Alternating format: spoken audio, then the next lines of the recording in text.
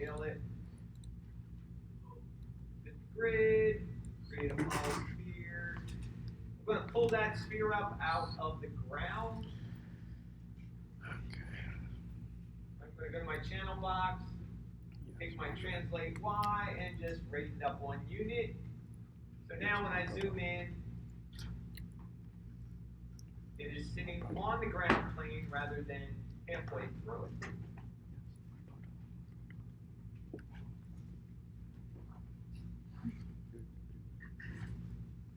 All right, for this demo, we're going to be, first off, when you create anything brand new, where does it land? Origin, center of the world, 0, 0 on the grid. Also, when you create any default piece of geometry, what is assigned to it as a material by default? Lambert. Sometimes Maya renames it the initial shading group. That's basically the default. Anything that is made gets assigned a Lambert. Why? Because in CG, every object needs to have a material. Without it having a material, it does not have a way to describe what happens when light hits that material. So we are going to select the ground and the sphere together. A couple ways you can do that. You can shift select. You can also come in and marquee both of them. And we are going to assign a new material to it. Pixar surface. That's going to be our material of choice. Think of the Pixar surface material as the Swiss Army knife of materials. All the tools you need to basically create your world. If you were to be stranded in a virtual, let's say a virtual desert island in the middle of nowhere, and you only had one material to build your entire world, you could do it with this material. You can make glass, you can make metal, you can make concrete, you can make soap, you can make you can make wood, concrete, steel. You can pretty much make anything you need. In case of a desert, probably bamboo, sand, you can make sandcastle with coconuts, whatever you need. So, what is a shortcut to assign a new material? There are several ways to do it. Yes? You go to the box. I don't know where exactly it is, but it's this little cyan sphere right there. Open up the scary hypershade, and we could do that. We could create a new material here in this list and assign it. What's another way?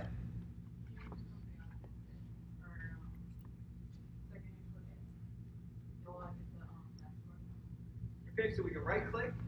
All the way down at the bottom says assign new material. Yep, there we go, assign new material. That will bring up the assign new material dialog window here.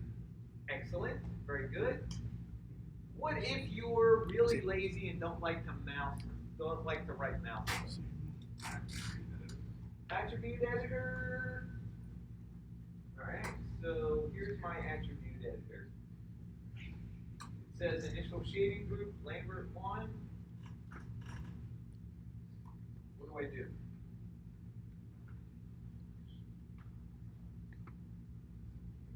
That's way too much work.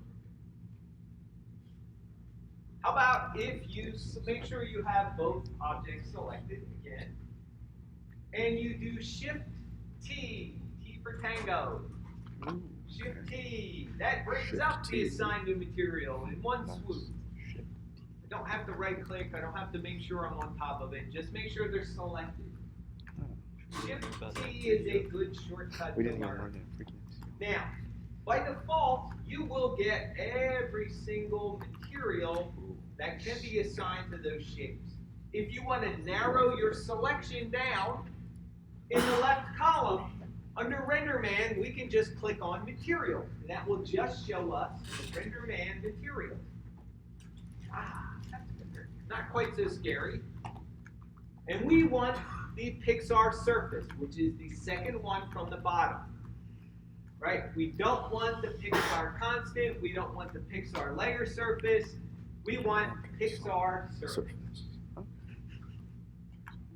When I click on Pixar surface, it assigns the Pixar surface to anything I have selected at the time and gives me the base diffuse material I'm looking for. Now, one thing you're going to want to do is adjust the color that's in the diffuse. Right? Diffuse, color.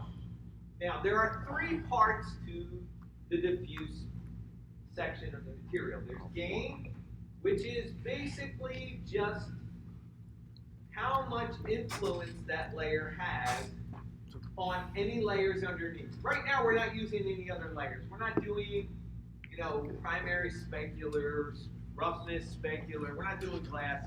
So gain's going to stay at 1. Color, if you click on that color swatch once, that will bring up the simple color picker. And you can see that the value is set at 0.18, which is fairly dark for a value. The value generally goes from 0, which is black, to 1, which is white. When we're working, we like to work in 50% gray. 50% gray would be a value of 0.5. And that's what we're going to want to change our material to. 0.5, hit enter. Now we're looking at 50% gray. That's where we're going to be working for most of the month when we start light. Does that make sense? So when you guys get a scene from us, verify that there's a Pixar surface on it. If there's no Pixar surface on it, select your objects and assign a Pixar surface to it. In the directions, we'll tell you whether you need to assign one or more of them. Because you may have one that's going to have ground plane, you may have one that's going to have an object. For now, everything gets assigned the same material. We want it all to be equal. So when you assign that material, make sure it's 50% gray or the value is 0.5. Question? That makes sense? Yes? Which way is it again? Like, whenever it's lower to 0, it's black? It's black.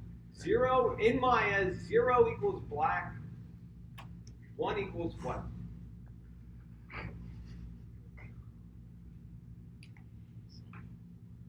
Alright, it's just a scalar control. That kind of information is going to be important when we get in later on to do layering, because the value of a layer is going to determine whether we can see through it or we can filter what's underneath of a layer. In Photoshop, too, it's going to be important as well. Right, so black is always equal to 0, white is always equal to 1. So 50% gray right down the middle. Roughness, we don't have to worry about that control. We're not going to adjust the roughness. Quite frankly, without reflectivity, roughness makes things look powdery. Looks like a powder coat on something. So we're not even worried about that. We are just using a simple diffuse material, 50% gray. Right, so with that done, we are set now to be able to play around with some lights. All right, light controls, it's going to be the third icon in your Pixar shelf, third from the left. If you right-click and hold, you should be able to see there's a rectangle light, a disc light, a distant light, and a sphere light. We're not going to get into the AOV light at all. So these are the 4 we're going to be working with today.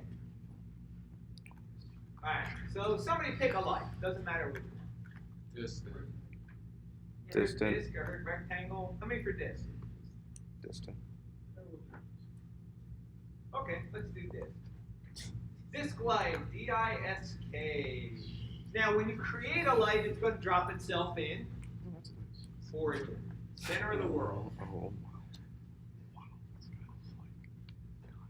So I'm not going to move it for now. I'm just going to let it sit there until I fire up my image tool.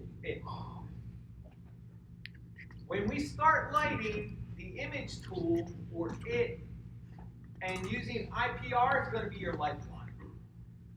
Because you can interactively work with positioning your light.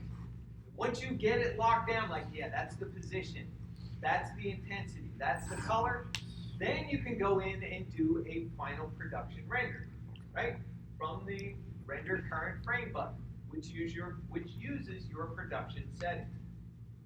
Now, before I even start, I want to make sure that RenderMan is set up to be my renderer. Because if I don't check and I just click on the image tool, in this case it works. I've had demos where I have not selected RenderMan as my renderer, and then I get an error message at the bottom in red. So just go in to your render settings before you start off and just double check render using RenderMan is selected. Under IPR samples, I'm going to knock my max samples down to 32. I want quick feedback. Not going to worry about the number of light samples, VXDF or indirect right now. All I want to do is be able to render something out and see my light. Be able to tell what direction it's coming from. All right, so I'm just going to fire off IPR from my current view. And there we go, a complete success.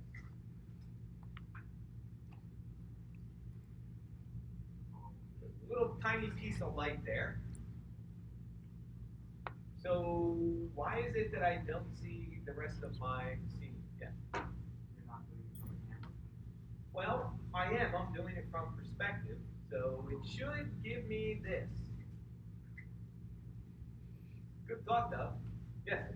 Your light is under your object? Yes, my light is buried in the ground plane. So let me pull that out just by going in and translating it up. So now that I've translated it up, it's starting to work a little bit better. I can start to see it. Let me pull it back. There we go.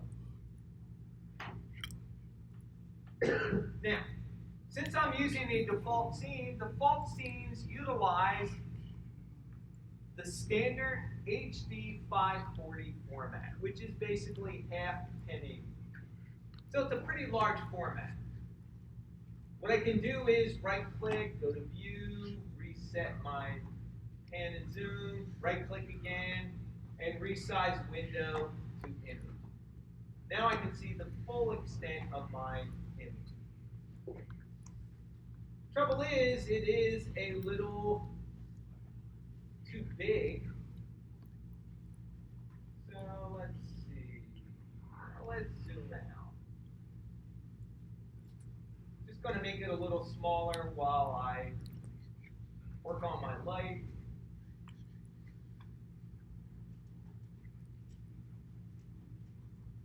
Eventually, I'm going to want to, let me just resize that image, there we go. So right now I'm looking at it 50%. I have to realize that that is not the best way to look at it, but I have limited real estate here, so it's tight when I start working on this. I want to be able to see my viewport and take a look at my image at the same time. When it comes time to do a final render, or I want to start looking at things in detail, I'm going to look at it at 100%. Always look at your stuff at 100% when you're trying to look critically at it, especially if you're trying to see if there's noise in your scene. But right now, I just want to be able to see my image.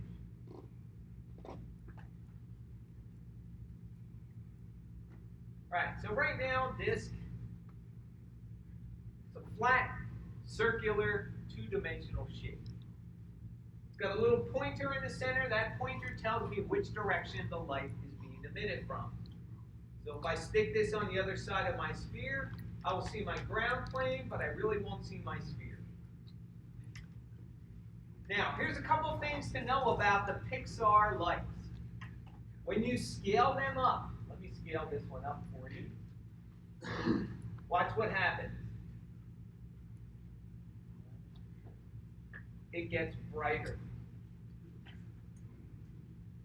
Kind of like it would in the real world. If you had a big, giant light, it's going to be pretty bright. Now, Pixar also has a control if you decide you want to keep your light the same intensity no matter what size it is. That is under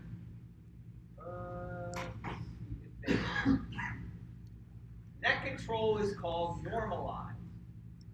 Normalize simply means that no matter what size you make your light, it will maintain the same intensity.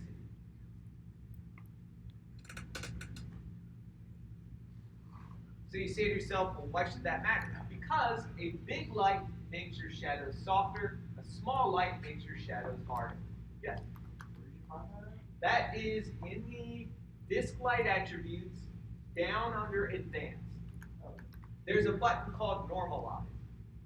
Now, by default, that's off. So that means big light gets brighter automatically. Personally, I hate having that on because I'd rather, if I have a big light, I'd rather compensate for it with intensity. But either way will work. Right, so for now, I'm going to turn that off. And what I want to do is take a look at showing you how to aim this light.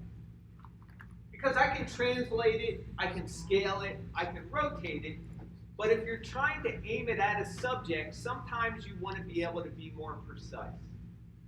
Now we can do that with any of the Pixar lights by hitting what's called the T key. T for tango again. T will bring up an interactive manipulator. Kind of like a little target, a little locator. That wherever I move it, the light will follow.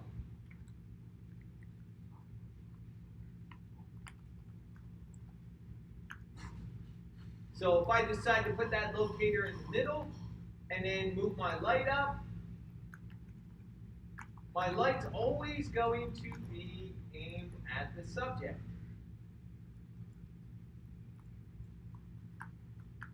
Again, that's the T key. Now, if you do not want the T key, or you've got your light aimed, you don't want to have that there all the time, just hit any of the other translate, rotate, or scale commands, and it will get you out of the interactive manipulator. So I can just hit W, and I'm back. All right, does that make sense so far?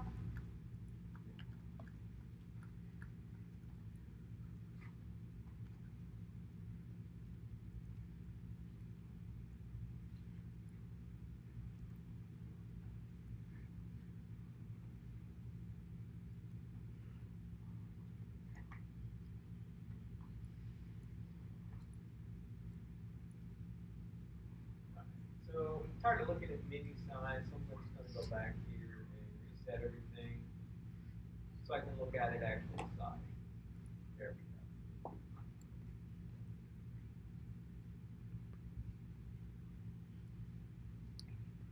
go. Now, if I want to change the intensity of the light, pretty simple. Intensity.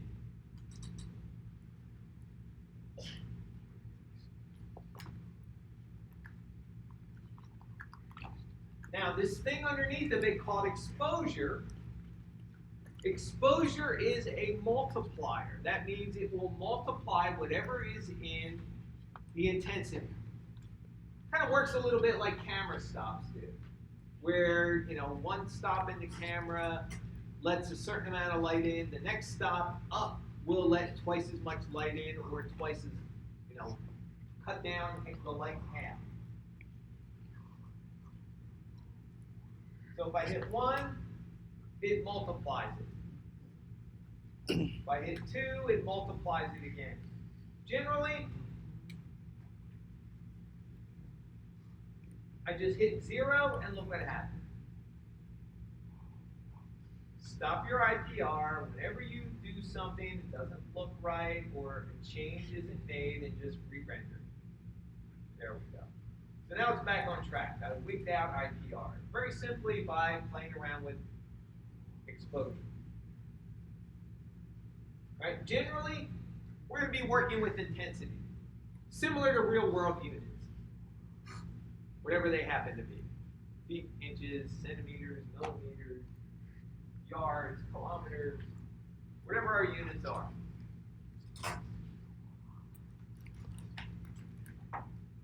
So far, so good? Questions? Make sense? Now, if you want to add light into your scene, for today, we're going to be using the color chip, color swatch, the color selector portion of the light. All you have to do is click inside color.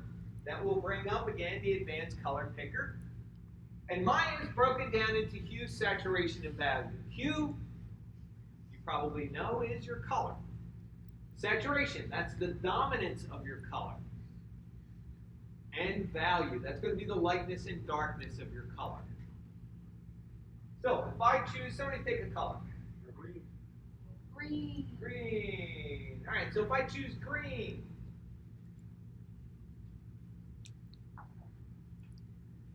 doesn't look like anything happened.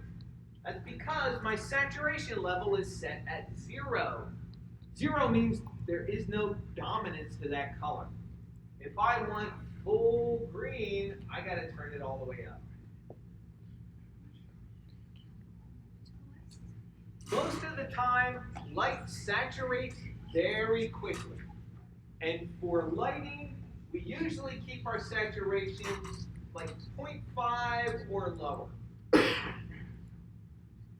I usually start at 0.5, work my way down. Because quite frankly, that's way too much. Unless you're doing a specific look like a theater, they usually will have, blues and reds, and they may have greens in there once in a while. But unless you want something super saturated like that, you're generally going to keep your saturation level down. If I want to change it, I can just go in here and we can go cool.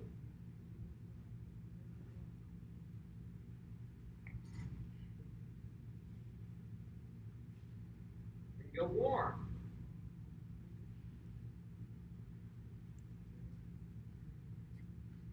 The one thing you want to try to avoid in light is adding in darkness to it. You want that to be done by, anybody want to guess? Intensity. Yeah, we want to try to avoid having value in our light. That's going to add a false sense of darkness that doesn't really reflect the intensity values you have. So if you need to have that light be darker, then what you need to do is drop down the intensity to get it so it's darker. You don't want to artificially put darkness in your color.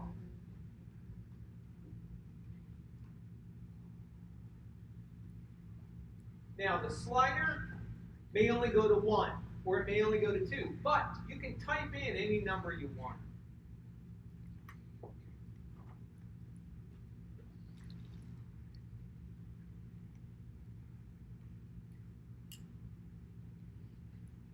Make sense so far? These are common attributes that you can find in any Pixar light.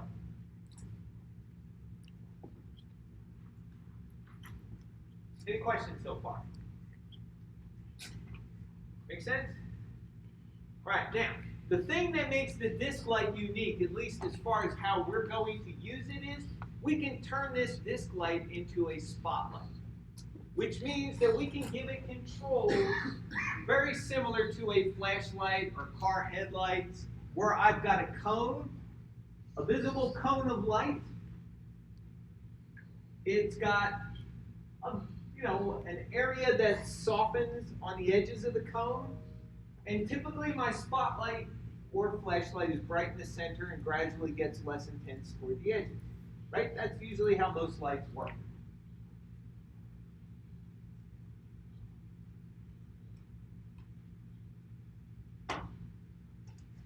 Right? We have those controls here under. Anybody want to take a guess?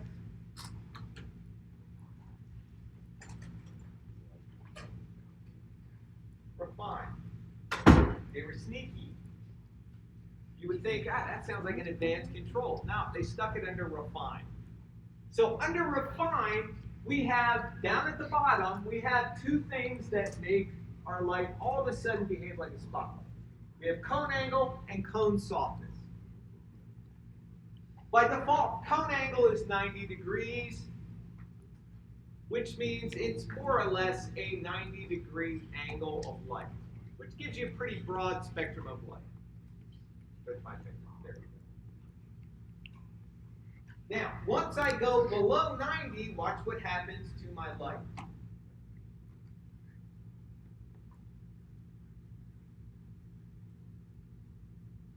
I start to have an edge to it. If I take my light and put it directly overhead, It's a spotlight.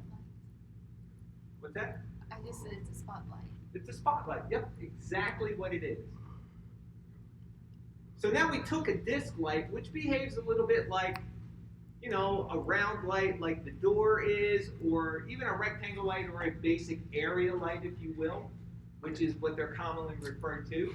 And we can turn it into a spotlight with a focused area, a cone. How big or small that cone is can be determined by the size.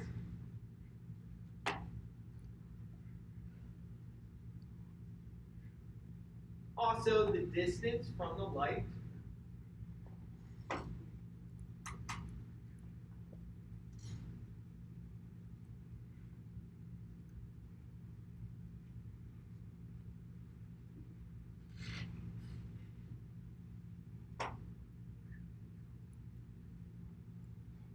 And yes. You said earlier one of the techniques is pointing light up from the bottom to make things look more ominous. Mhm. How would you do that if the floor is You'd have to go between the subject and the floor. In the case of a sphere, you don't have much room. Unless you had your sphere stuck, say, on a box, a cube. Like if we're sitting on a table or something. Then, I mean, like cinematography, they do it all the time. You know, they get on the floor, they put the camera up, or they put light on it from underneath. So it would be just like, if this were sitting on the table, right? Here's my spotlight on my object. If I wanted to have that light down underneath, I can only get so far here. What I would have to do is I would have to put it on the edge, then I would have to do something like this. Make sense? So you really, I mean, there are other ways you can fake it in CG because we can do stuff in CG you can't do in the real world, but not too realistic, and sometimes working that problem out takes longer than doing a real world solution, like sticking it on the table. But you can pretty much do anything if you've got the time and you want to play around with it. All right, so disc light, so far so good, right? Make it into a disc light under refine, cone angle. If you want to soften that cone, the edge of it, you just increase the softness.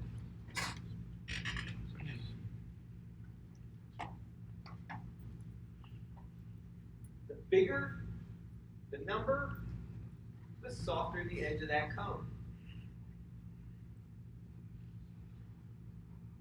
Right now, though, I've got a spotlight, I've got a round circle shape, I've got a soft edge on it, but the intensity is even across the whole cone angle. You guys see that? In reality, spotlights, headlights, flashlights are all going to be brighter in the center and gradually get less intense toward the edges.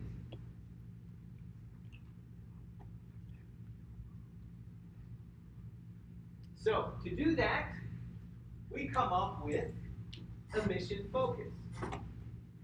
Emission focus allows us to keep the light bright in the center, but then gradually let it get less intense or decay sort of from the edge, or towards the edge.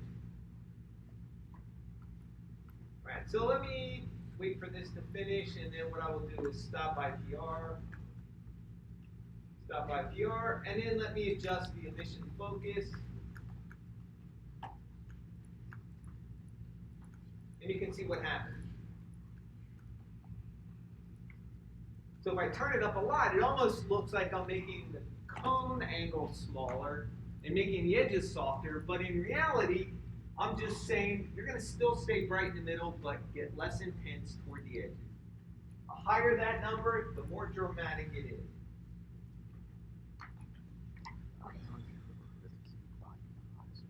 So off, on just a little bit. Gives you the feel of a real spotlight, a real flashlight, a real car headlight. Makes sense? Any questions? Did I lose anybody on that? So for our class, we're going to be using this disc light primarily as a spotlight. Because the shape is perfect for it. It's round. We can, adjust it so we get a spotlight. We can simulate these lights going around the room. These lights are kind of like little spotlights. They've got a little cone on them. You can see they come out. They do have a little bit of a translucent back on them to let a little bit of light out the back, but primarily their job is to send light in front of them through that cone.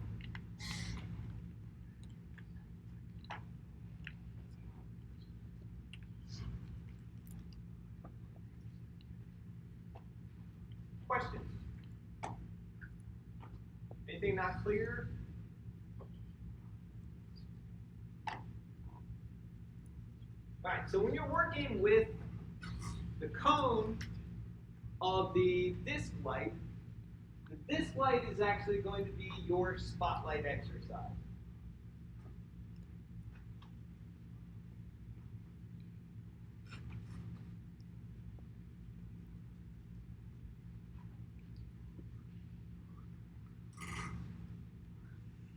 So, choice of backlight, side light for the disc light. You're going to want to get how far does the cone reach out. Then how soft is the edge of that cone. And then try to determine, is my cone equally illuminated throughout the whole angle? Or does it look like it's brighter and gradually get less intense? So answer those questions that will help you be able to get the look of this reference. So go for cone size first. How soft is the edges, and then figure out whether there's emission in it, emission focus.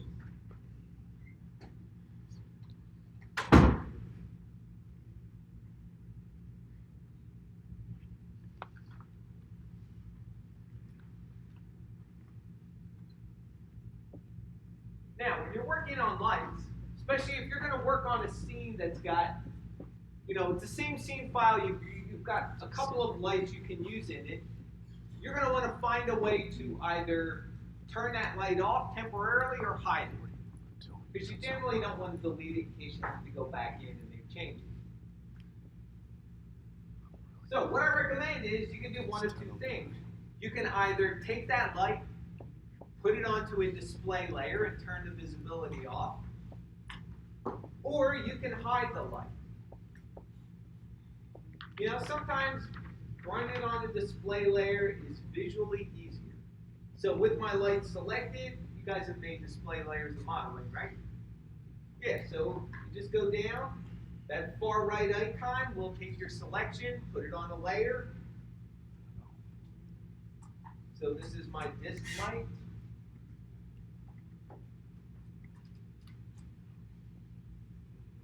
Save. And now I can turn my visibility off and on. So what does that do if I'm rendering?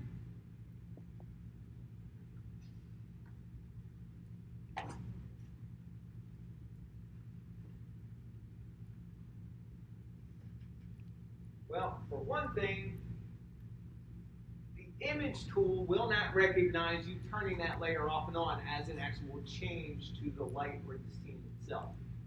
So if you're trying to use the image tool and do IPR and then you're turning off and on the display of the light, it's not going to register until you stop it and restart it.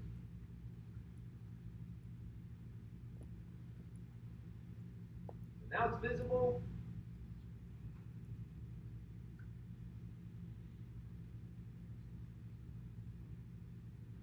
Now it's not, but if I try to turn it back on, no, not going to work. Oh, it didn't work. Made a wire. And it's backward. That's off.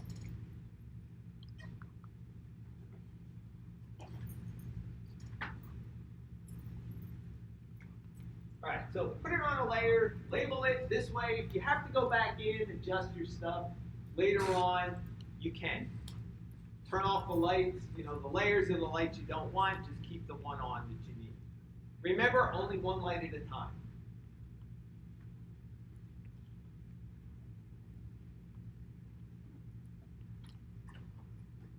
Alright, so what I'm going to do is duplicate my sphere a couple of times. I want to have a couple of them to demo the next part of our scene. So I'm just going to do Control D to duplicate that.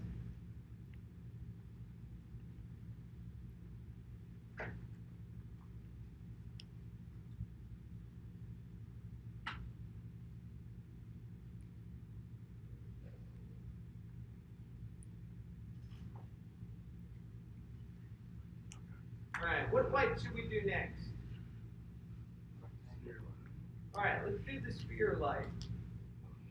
Down there at the bottom. Sphere light is going to behave a lot like a point light, omnidirectional. So we kick off a render. Don't forget, the reason you're not going to be able to see it initially, other than a little bit of glow underneath the center sphere, is because it is buried inside the geometry. So once I bring it up,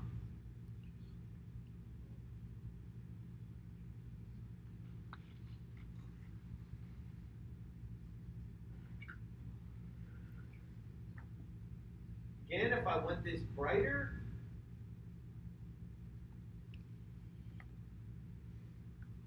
first off, let's take a look at what happens when we make this small. Kind of hard to see. So let's turn on normalize under the attributes. And again, that normalize function is the same for all the different Pixar lights. So under advanced, normalize, now whatever size we make our light, it will stay the same intensity.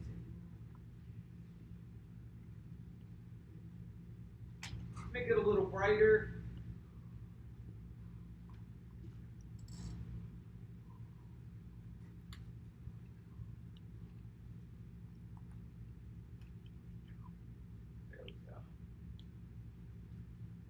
Stop it, restart IPR because I don't trust it.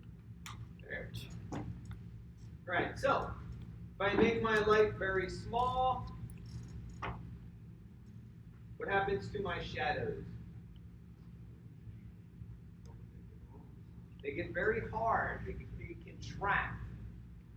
When I make my light bigger, shadows get softer. Soft light. There's my IKEA paper sphere.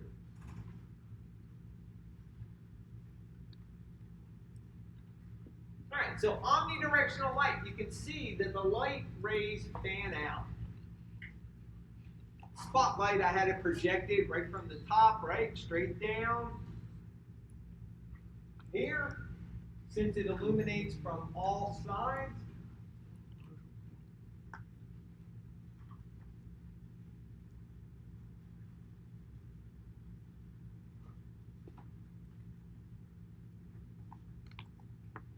wherever I move my light,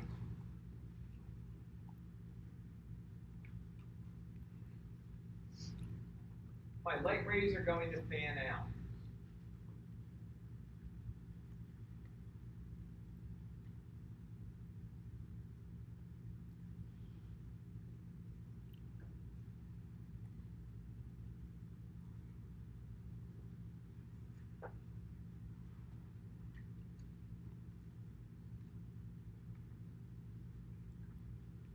All right, that makes sense? Question? All right, now, a couple of things you can do with the Pixar lights that are a little more difficult to do with other lights, other software packages are, we can go down and we can make the light visible to the camera. So let me stop my IPR, turn that on again, and that's called visibility.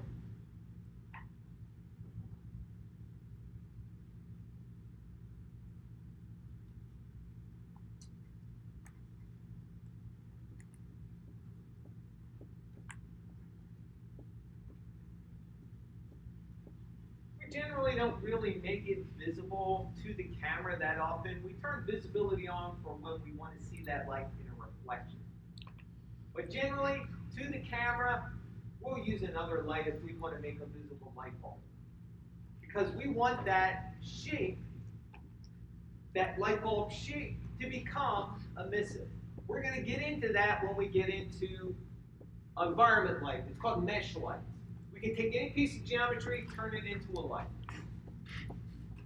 Dial it in just like we would with these lights. You've got intensity, you've got multiplier, you've got shadow controls. It makes life so much easier. Right? So I'm going to turn off my camera visibility to my light. Don't forget, if you're doing that, you've got to stop IPR and restart it.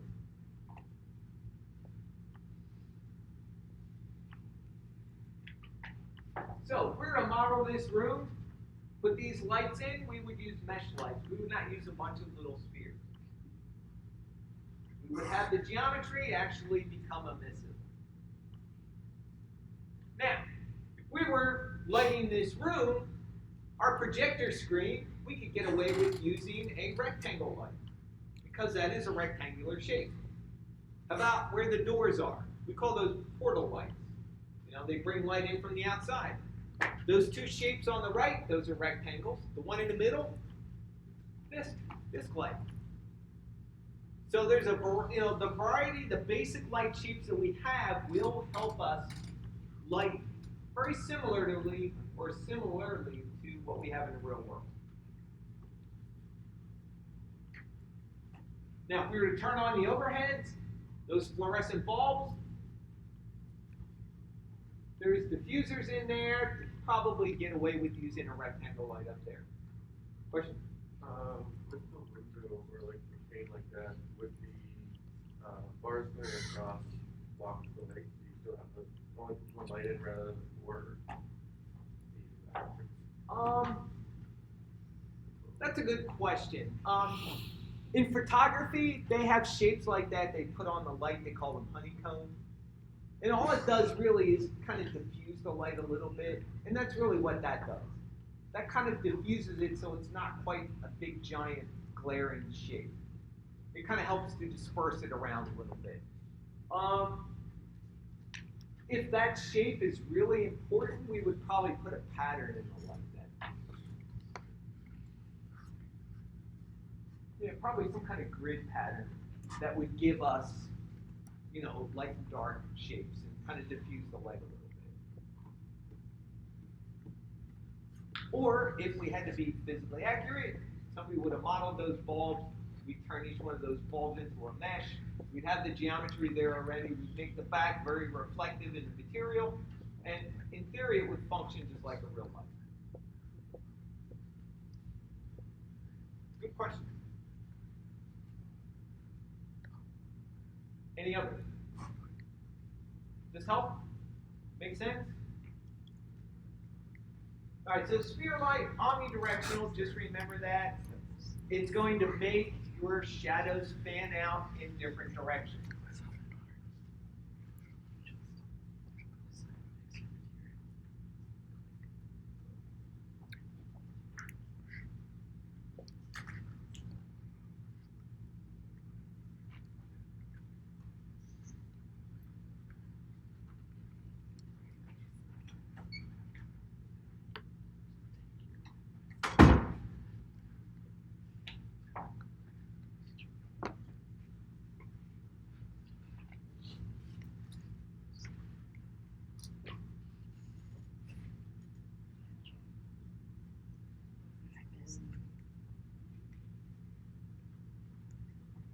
All right, again, when we're done with the light, I'm just going to toss it onto another display layer.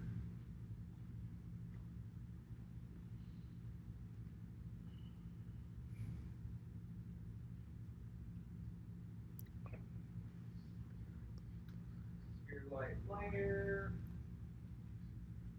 Save it. Turn off visibility. And go on to the next one. All right, so we got two left. We've got a rectangle and a distant light. Distant, all right. Distant light, this is a different shape than we're used to looking at. Even just that small icon, you can see there are arrows. Those arrows, you can see them or not, they are parallel to each other. That tells you right away, this is going to be like the sun. Now, in some software packages, it's called a directional light. In some software packages, it's called an infinite light. Pixar calls it a distant light. Same thing. Right, so distant light, when I render this out now, I did not move it from its default. And if I hit render, I get this. So why is this different than the other ones? Like, why is this not buried in the ground being blocked by the geometry? There's a very good reason for that. Yeah. Because considering you said it's kind of like the sun, it should be all-encompassing area because that's how a scene works. The sky is like all around everyone, and then there's just the floor, so it just works around the scene. Very good. That you're really close. The only thing you're missing in there is we're not dealing with the sky or a dome. We're dealing with just the light, the sun itself. So what's happening is it is, as you said, all around us, but it's directional. It's coming in the direction that the arrows are pointing. And think of it as a wall of light that has no end, up or down or side to side. It's a wall. Whatever direction those arrows are pointed, it's a wall of light hitting everything. But since it's perfectly parallel, the plane is perfectly parallel, those light rays are riding right along the top of it. Once I change my angle of the sun, I don't even have to move it out of my geometry. I don't have to change or translate it. All I have to do is change its angle just a little bit, and now I hit the ground. So unlike all the other Pixar lights, translation means absolutely nothing. Scale means absolutely nothing. It is an infinite light source. The only thing that really matters is rotation, angle. Now, it is always easier to work on it out of your geometry, so obviously I would recommend get it up out of the ground, just because it's going to be a lot easier to work with. So now when it's up here, notice it's not going to change anything, but now I can see where everything is being rotated to. All right, so perfectly parallel. Notice what happens to my shadows. It's almost like a sunset.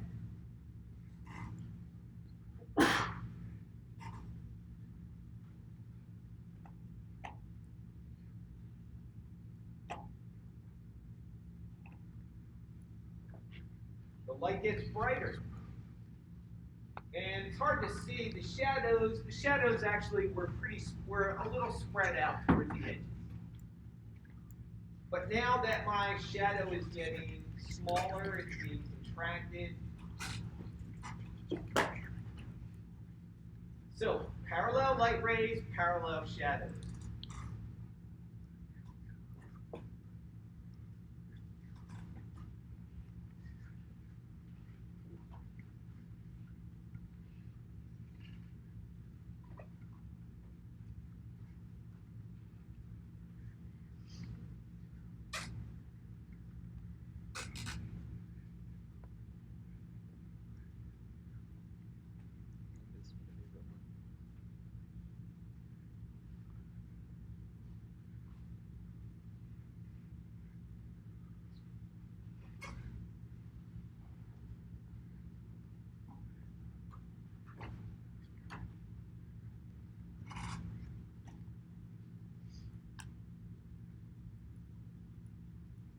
So notice my shadows, they get a little softer towards the edges.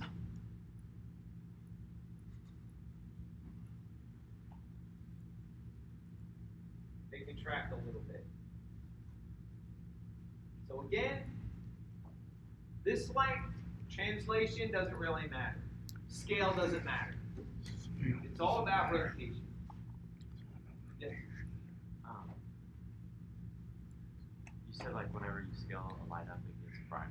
Does that not even matter with this? Good question. So what happens if I scale this? Let's go and try and scale it. Alright. Let's stop and restart IPR because you can't always believe what IPR is doing for you. But nothing. I mean, it makes the icon bigger. It might make it easier to see. If you're working on a big giant environment, it's a little tiny light. Scale it up so you can see it. But it's purely aesthetic for the user. Again, key word here is distant light. Think of sun, think of infinite light. It's got its fixed, its fixed size.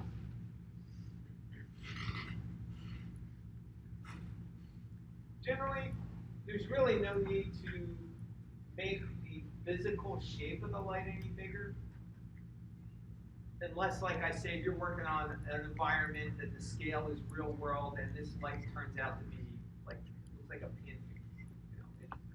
You probably want to adjust it then.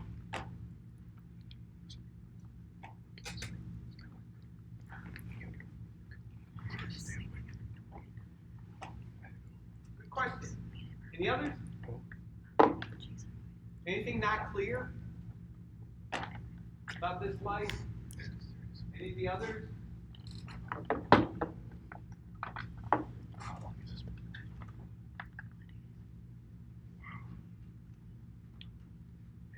Alright, so when you're done, just like every other light, throw it on a layer if you happen to be working in the same scene.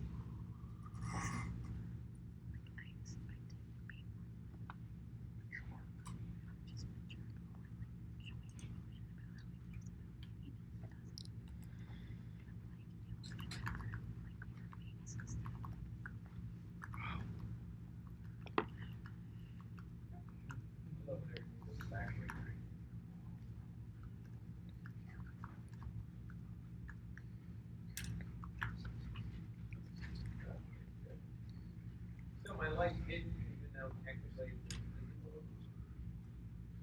Figure that out. Thank you, Pixar. There we go. Alright, now it's working. It took several times for me clicking around. Alright, so the last one we have on our hit parade here is going to be the rectangle light. So rectangle light, right at the top. It's going to behave almost identical to the disc light, except the shape is going to be different. You're going to have the same scale. Make it bigger, it's going to be softer. If you make it bigger, it's going to be brighter unless you turn on black. Normalize. There you go.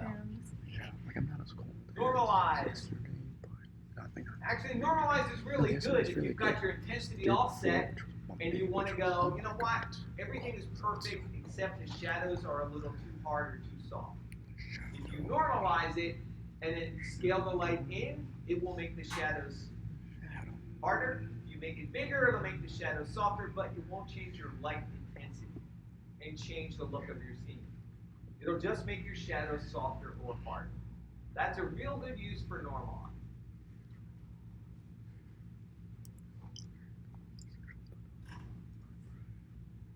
All right.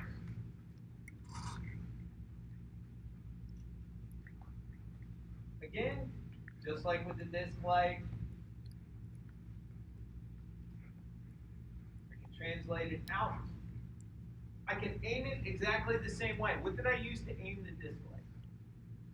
T. Yep. Hit the T key. Interactive manipulator. Put it at the center. For instance, maybe I want this in the center here. That's the subject. So now I can move this around anywhere I want.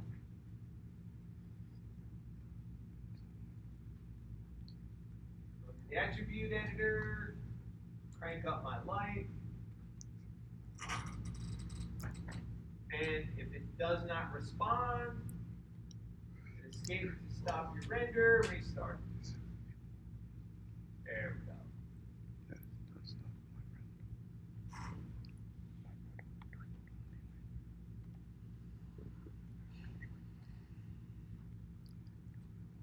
Again, this is a soft light. It's going to fan out. Not quite as much as a sphere light because it does not illuminate on all sides. In fact, one of the things you have to watch out for with a rectangle light is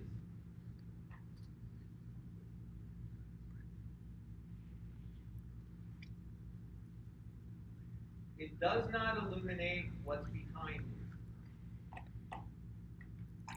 So you can get a hard edge or the end of the visible portion of your light. Remember, it's only going to illuminate where the arrows are pointed. Yes?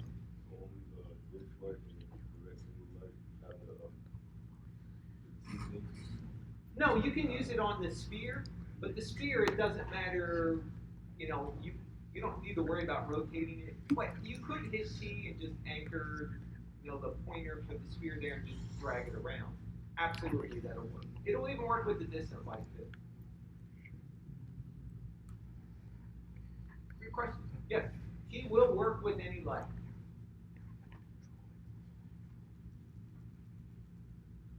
All right, any questions about this? Make sense?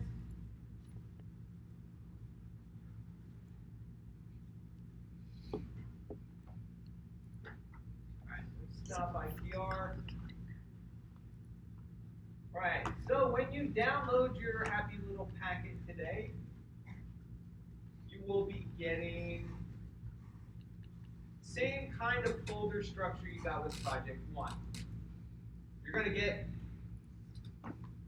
3 folders inside the main zipped folder. You're going to get the Maya scene file, the Maya project folder. Inside the scenes folder, there are 2 scenes. The first one is for you to use. It says area, direction, point, but basically they are going to be rectangle, disc, sphere. And then once it says spotlight, that's going to be your disc light. Kind of left the old Maya names up there. It's because they still apply.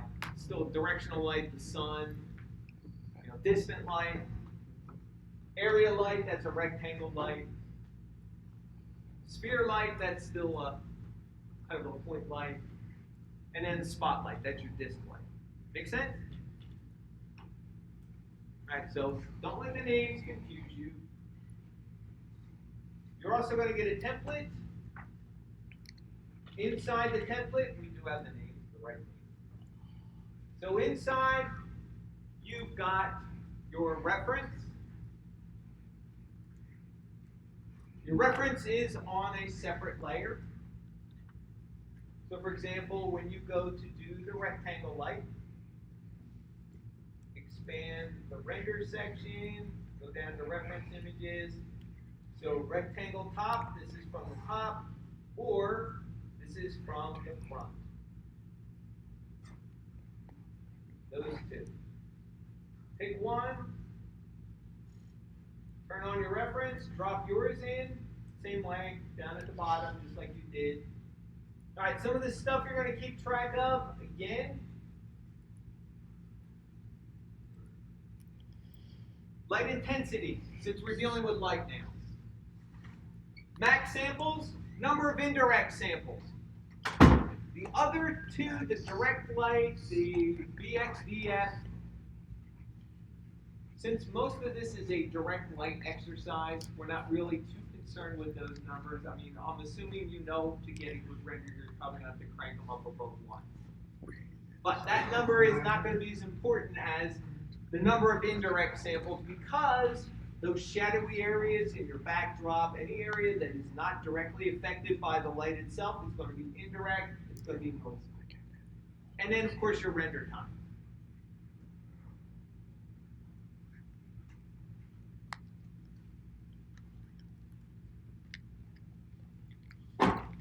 Alright, so distant light, same thing.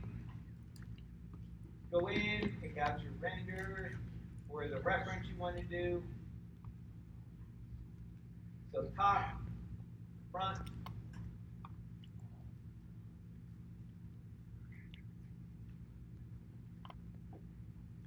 Same thing with the sphere. In this case, it's going to be side and back.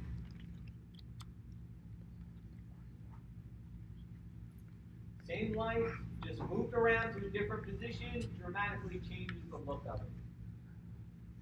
Something else to keep in mind, light direction can change the entire mood of your scene.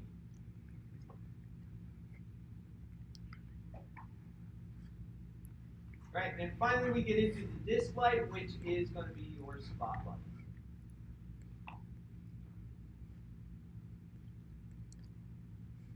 So we have backlight, and we have side light. Again, when you're analyzing these images,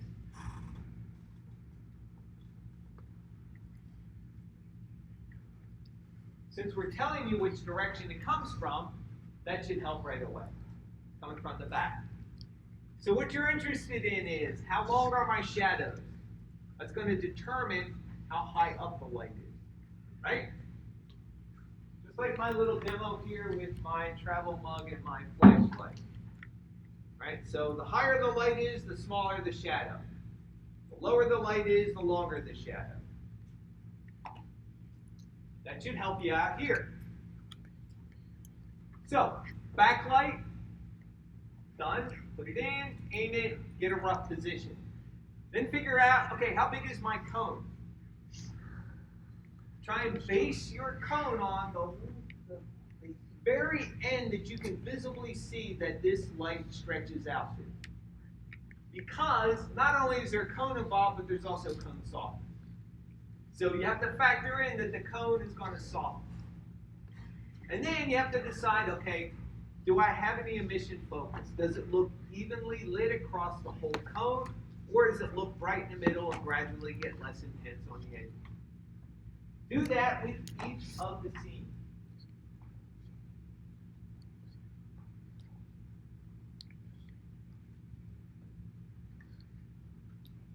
All right, questions?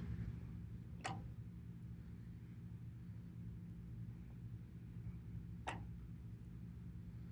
guys gonna be okay for a lap? Okay. All right, if there are no questions, we'll break for lunch.